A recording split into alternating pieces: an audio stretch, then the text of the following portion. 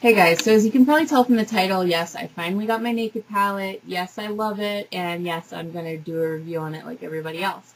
Let me just go through what it has first. I'll show you some comparison swatches and go through the colors with you. So first off, I'm sure you guys know this, but this comes with 12 full-size eyeshadows. I believe they're full-sized. It's $44. It's a fantastic deal. Comes with a double-ended liner, 24/7 liner, and a sample or small size Urban Decay primer potion. Verdict on the primer potion, it works. I like paint pots better just because they give a little extra dimension. It's a little stickier of a base, but my shadows don't crease with this on. I think if you had oilier lids, this might work best for you. As for the liner, these are really nice. They're incredibly creamy, very smooth. They don't drag at all. On my eyes, like my actual lids and underneath, they lasted all day. On my waterline, they lasted like 3 hours probably, which is pretty good for your waterline. I mean, nothing stays there. This side here is 0, which is just an intense matte black. And then this side over here is called Whiskey. And let me swatch that for you. So it's that color right there. And it's sort of a slightly reddish medium brown. It's just a really pretty color.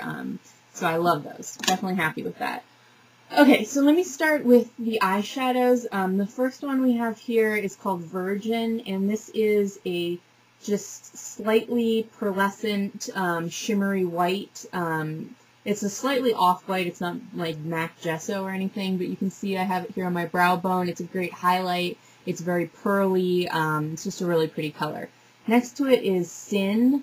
And I'm going to swatch this for you because it's a little hard to see because it's so reflective, but can you see that? Where's my finger? There it is. Okay, so this color is a lot like Naked Lunch from MAC, which I don't have. I can't compare for you, but I've seen the swatches.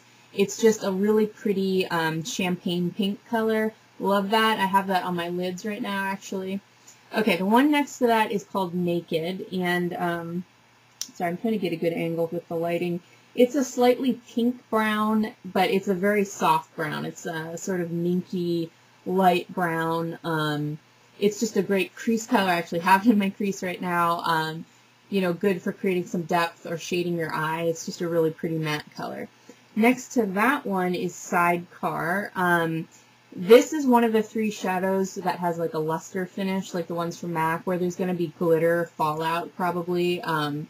It's just got chunks of glitter in it. It's just the way it is. I love this color though. It's sort of a light, slightly taupey, sparkly brown. It's got gold flecks in it. It's a hard color to describe. It's almost gray brown. It's really pretty though. I really like it. I have it in my outer corner. All right, next to that is Buck, which is this matte right there, this matte brown, and it's kind of like a darker version of Naked there. It's another true matte color. It's a medium brown. It's a little darker, very rich, very pigmented. I love it. Another good crease color. All right, next to that is Half Baked. This is a straight up gold color, very pearly, metallic finish. A lot of people have said that this is a dupe for MAC Woodwinked, and it's not really. I actually want to show you, before I show you the comparison swatches, if you see this color next to it, oops, sorry, this color next to it, Smog, Woodwinked is actually in between these 2 colors. So it's not as light and gold as Half Baked, but it's not as dark and sort of rich brown as Smog is. So here is my, let's see if you can see the colors on the top here. Right there. Okay. So this first one there is Half Baked. You can see it's gold, like it's a true gold. The one in the middle, that's Woodwinked. And then the one over here is Smog. So you can see how Woodwinked is a lot more orange than either of these. Not as dark as Smog, not as gold as Half Baked. It's sort of more orange, more pink. So I wouldn't say, I was worried that I'd have too many dupes from MAC already in this palette, but I haven't been able to find an exact dupe, so I wouldn't worry about that. Woodwinked is not very close to either of these colors. Oh, okay. After that one is Dark Horse. Now, this is another one that I was concerned might be too close to Satin Taupe. Again, I'll show you the comparison in a minute, but Dark Horse and Toasted were the ones I was worried one would be close to Satin Taupe. Dark Horse is a darker, cooler, sort of taupey brown, whereas Toasted is sort of, I don't know how to describe it. It's a beautiful color. It's more metallic finish than Dark Horse. It's sort of almost a pink brown. It has that sort of a pink undertone to it. It's really pretty. So I'm going to show you the swatch of Dark Horse, Toasted, and Satin Taupe. Oh, there it is. Okay.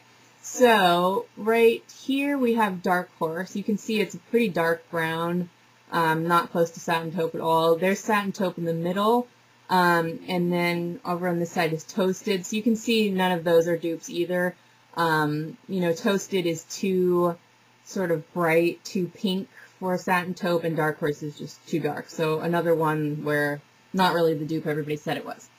Okay, then these last two are the other, like, quote-unquote luster finishes. This one is Creep, which is basically just a black with silver sparkle to it. And then the last one here is Gunmetal, which is a really, really pretty, let me get on my finger here, a really pretty bluish gray. Sorry, I'm having trouble with the camera picking it up. There you go, you can see it. It's just a really pretty bluish gray. Okay, so the last thing I do want to mention is the verdict on why these palettes took so long to produce, why Urban Decay could not keep up with the demand, and this is what Urban Decay posted on their own Facebook, is that they couldn't make these 24/7 liners fast enough to place in the palettes.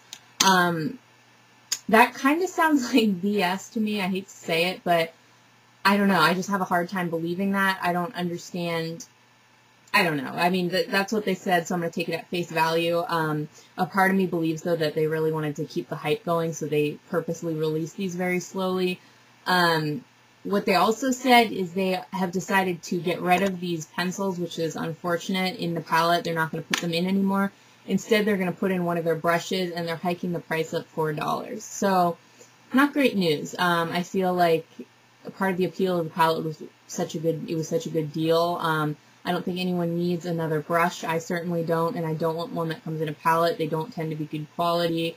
So I'm glad I got my palette before they did that. I'm sure, you know, you guys can go grab some before they do the switch. But yeah, I just want to say overall I'm pretty disappointed with the way Urban Decay handled this. You know, maybe they genuinely had production problems and could not make these liners fast enough, but I just feel like they took such a long time to rectify the situation, and I don't feel like bumping the price up is doing them any favors. I think people are already kind of mad that they weren't able to get their hands on this product, and to bump up the price is sort of insult to injury. So if you were wondering why they're not around or why you can't get one, that is the reason. So hopefully once they've switched out the brushes for the pencils, you should be able to find one in stores. So that's about it. I do want to mention the look. I already showed you guys what shadows and blah, blah, blah I used because they're all out of the Naked palette.